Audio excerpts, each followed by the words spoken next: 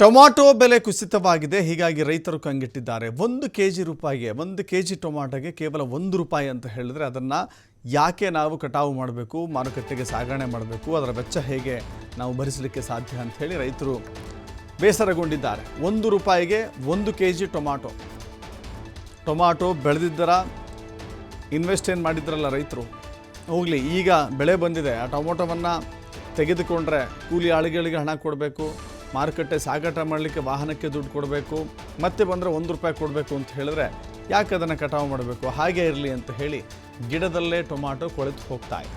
ದಾವಣಗೆರೆಯಲ್ಲಿ ಕೊಯ್ಲು ಮಾಡದೇನೆ ಜಮೀನಿನಲ್ಲಿ ಹಾಗೆ ಬಿಟ್ಟಿದ್ದಾರೆ ರೈತರು. ಗಿಡದಲ್ಲೇ ಟೊಮಾಟೊ ಕೊಳೆತು ಹೋಗ್ತಾ ಇದೆ. ಆ ಟೊಮೊಟೊವನ್ನು ತೆಗೆದುಕೊಂಡು ಮಾರುಕಟ್ಟೆಗೆ ಬರಲು ನಿರಾಸಕ್ತಿಯನ್ನು ರೈತರು ತೋರಿಸ್ತಾ ಇದ್ದಾರೆ. ಯಾಕಂದರೆ ಬೆಲೆ ಕುಸಿತವಾಗಿದೆ. ಸಾಲ ಮಾಡಿ ಬೆಳೆದಂಥ ಬೆಳೆಗೆ ಬೆಲೆ ಸಿಗದೆ ನೊಂದು ಹೋಗಿದ್ದಾರೆ ರೈತರು. 1 ಎಕರೆಗೆ 80,000ದಿಂದ 1 ಲಕ್ಷ ರೂಪಾಯಿ ಖರ್ಚು ಮಾಡಿದ್ದಾರೆ. ಮಾರುಕಟ್ಟೆಯಲ್ಲಿ ಒಂದು ಬಾಕ್ಸ್ನ ಬೆಲೆ ಕೇವಲ 30 ರೂಪಾಯಿ.